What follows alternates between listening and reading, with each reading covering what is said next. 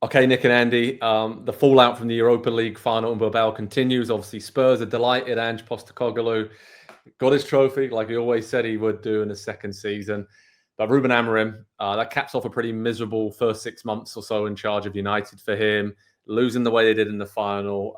Nick, I mean, some strange comments from after the game saying, look, I'll go without any compensation. I'll leave if the fans on the board don't want me. I'll leave right now. What do you make of all this? And I have a bit of sympathy for him because he kind of very openly said I didn't really want to come until the end of this season and to try and figure it all out then. But this is a mess for Amorim and for Manchester United. And at the moment, I can't see really a clear way out of it to success for both him and United. I have a ton of sympathy for him. I mean, as much as you can have sympathy for someone who makes millions and millions of pounds. I say this pretty wholeheartedly. The fact that he didn't want to come and they knew it, for them to cut ties with him, especially when there are only I don't want to say a handful, but there aren't too many players that you would think I care about their opinion more than whoever the next manager is going to be. Yeah. Even as good as Bruno is one of the best players in the league at his age. I think you have to do it. And I also think the leadership of the club, the changes that have happened, some of the changes they've made off the field to the club, it would not look very good for them to say that their handpicked guy, they got rid of him. So whether you like it or not, you better back this dude. And I almost think they have to stick with him because of the way their season has gone for their club, for their business. I know that's not a ringing endorsement, but I do think he'll do well quickly because I've now seen Eddie Howe use this tactic with better players in the game and get a result.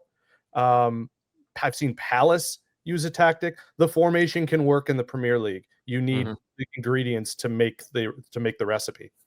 Yeah, it's all about recruitment right now, Andy. And obviously, that's more difficult not being in the Champions League or Europe next season for United. But even in a weird way, it seems like most of the Man United fans are still on board with Amorim and don't blame him for this situation that he inherited.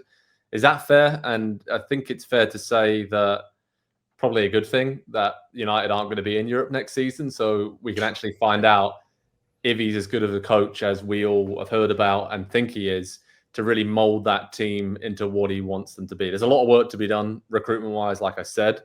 But Amorim, for me, we probably shouldn't judge him until November, December time later this year, right?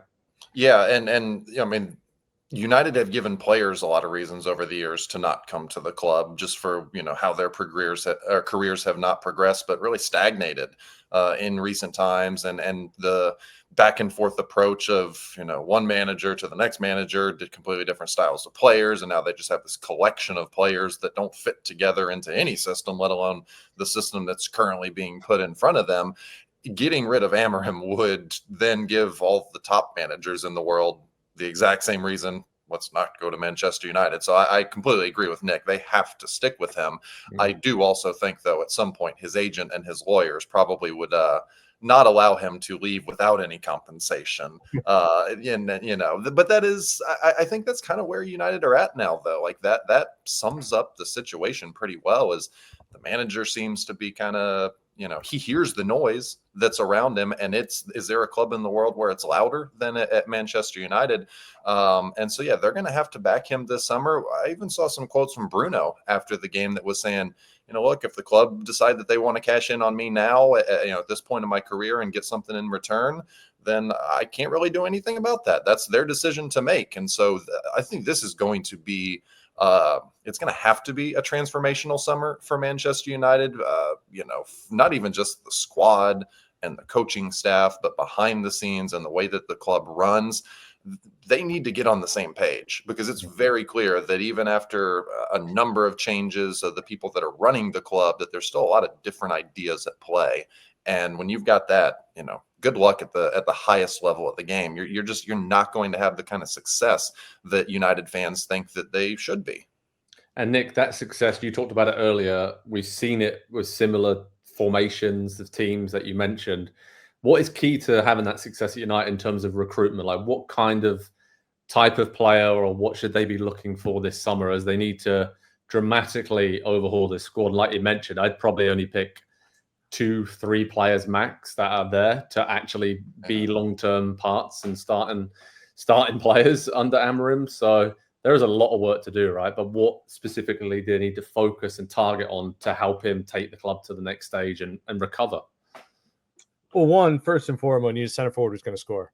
Who's going to score a lot more often, who's going to be worth the price tag. I actually feel bad for Højlund, because if you look at his production before he came, he was an up-and-coming player, and you can buy that player for 35, 40 million, and everyone will give him a little bit more of a leash than if he costs 85, 90 million. And so he might be a player, honestly.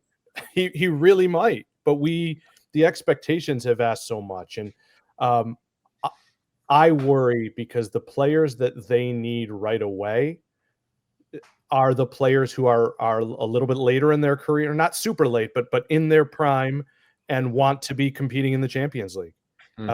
Let's say you wanted Rashford to stay. He doesn't want that. Even if he loved Manchester, even if you hired his favorite coach and he loves the club, this is a guy who knows that his clock is ticking.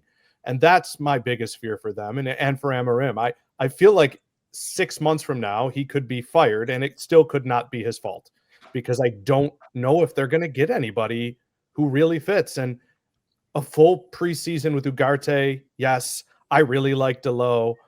There should be a room for Kobe Manu, and Bruno is exceptional. I think he's an underrated superstar. But, beyond that, there's guys that got to leave too. Andy, is there sort of, we mentioned about the type of players Nick said there that might not want to come to United.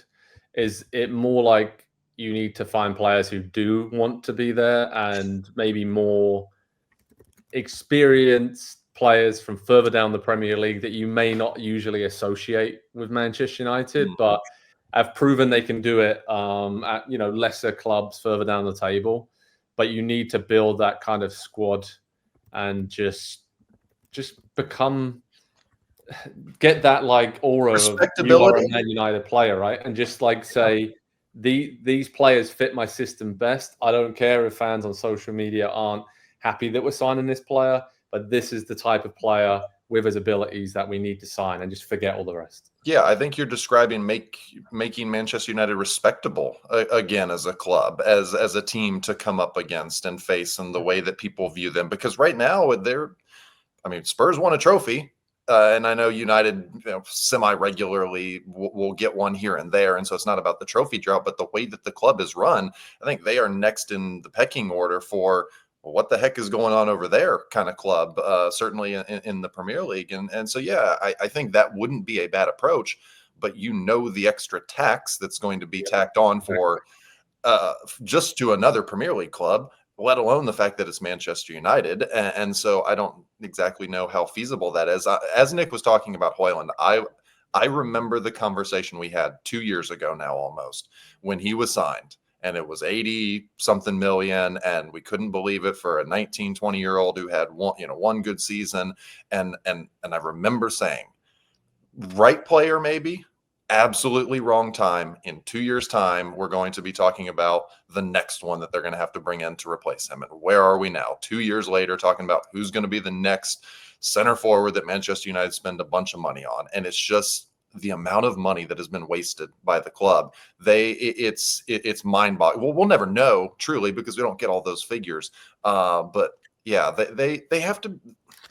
Yeah, nobody fears Manchester United, and I don't think people really respect them anymore. And so maybe that is objective number one, is just restoring the respectability of the club. Yeah. All right. The future of Man United is very much up in the air across the board. The one thing we can all agree on is that Ruben Amorim should stay and should be given the chance to turn this around. But everything else, from players, recruitment, where they're going as an entire club, is just, it's a mess right now. So head over to Pro Soccer Talk on NBCSports.com as we detail how United recover from this season, transfer targets, what Amorim's going to do, and all that stuff, because they have a lot of things to work through over the summer months at Old Trafford. Hi, I'm Rebecca Lowe, and as we head towards the end of an exciting Premier League season, make sure you like and subscribe on the NBC Sports YouTube channel for more content like this.